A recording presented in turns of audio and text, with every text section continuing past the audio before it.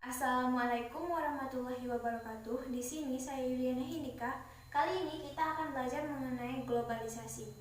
Yang akan kita bahas yaitu pengertian dari globalisasi, dampak positif serta dampak negatif dari globalisasi, serta bersikap menghadapi globalisasi.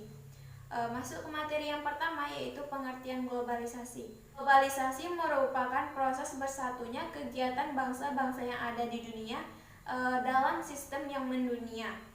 Sistem yang mendunia ini dapat melintas batas-batas wilayah suatu negara. Proses mendunia yang terjadi pada globalisasi ini terjadi karena adanya kemajuan teknologi, informasi, komunikasi, serta transportasi. Hubungan antara manusia dapat lebih mudah terjalin walaupun jarak sangat jauh memisahkan, tetapi dengan adanya teknologi dapat menyatukan ataupun mempermudah dalam sebuah komunikasi. Globalisasi juga ditandai dengan adanya perusahaan asing yang beroperasi di wilayah negara kita sendiri atau wilayah di dalam negeri. Tanda-tanda dari globalisasi yang pertama yaitu ada batas antar negara semakin menipis. Yang kedua ada informasi mudah menyebar. Kemudian yang ketiga ada kegiatan perdagangan semakin luas, serta yang terakhir yaitu ada kegiatan perdagangan yang semakin luas. Nah, kemudian kita akan memasuki dampak positif dari globalisasi. Yang pertama yaitu masyarakat semakin maju. Jika suatu masyarakat melihat adanya peluang dari adanya globalisasi ini, tentu saja masyarakat itu dapat maju karena adanya kemajuan teknologi yang secara pesat pada saat sekarang ini. Yang kedua yaitu ada semangat kerja meningkat. Karena tentu saja pesaing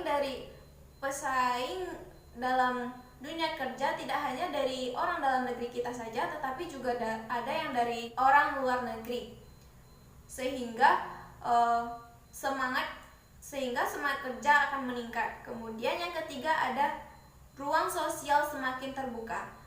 Ruang sosial di sini kita tidak hanya bertemu, tetapi juga bisa langsung menggunakan teknologi, misalnya menggunakan handphone atau sejenisnya. Yang keempat adanya pertukaran budaya. Nah, jika seseorang memasuki daerah tertentu, terkadang dia menggunakan budaya yang ia gunakan di daerahnya, sehingga budaya yang ia punya berpindah ke wilayah ia tempati saat ini, sehingga terjadilah pertukaran budaya. Selanjutnya pasar semakin luas. Nah, dengan meluasnya pasar, para konsumen dapat dengan mudah menemukan barang apa yang ia inginkan dan lebih mudah mendapatkannya. Selanjutnya kita memasuki dampak negatif dari globalisasi. Dampak negatif yang pertama yaitu membanjirnya produk luar negeri. Dengan banyaknya produk luar negeri, banyak konsumen berpikir bahwa produk luar negeri lebih trendy, produk luar negeri lebih keren, ataupun produk luar negeri lebih branded gitu. Padahal produk dalam negeri tidak kalah saing dari produk luar negeri. Yang kedua yaitu ketergantungan terhadap negara maju. Nah, negara berkembang sering menjadi tergantungan terhadap negara maju karena negara maju tentu saja mereka selalu mereka memiliki dana yang lebih besar, dan tentu saja negara berkembang atau negara yang di bawahnya membutuhkan dana dari negara maju.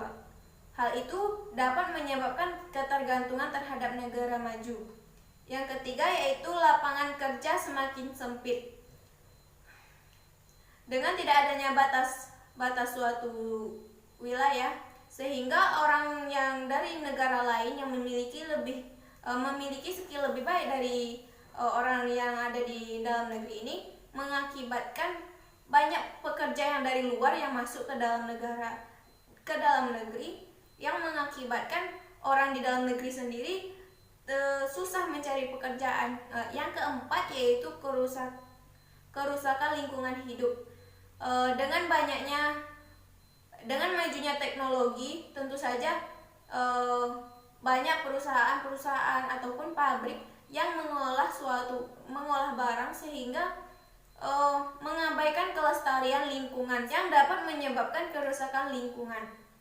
Yang kelima yaitu nilai-nilai sosial semakin berkurang.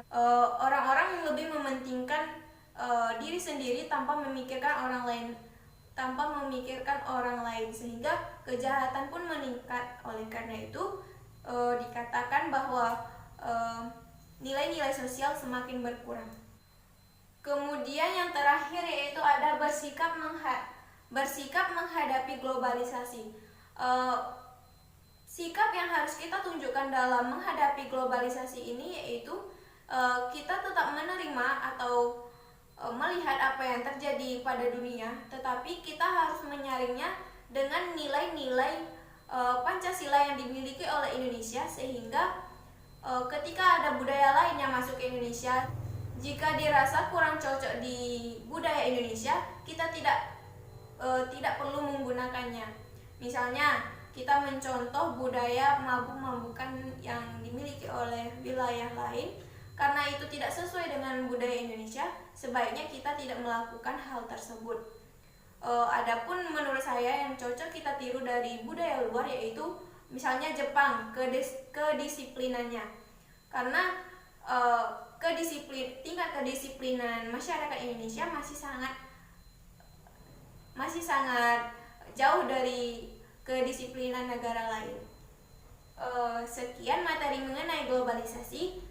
Saya akhiri. Wassalamualaikum warahmatullahi wabarakatuh.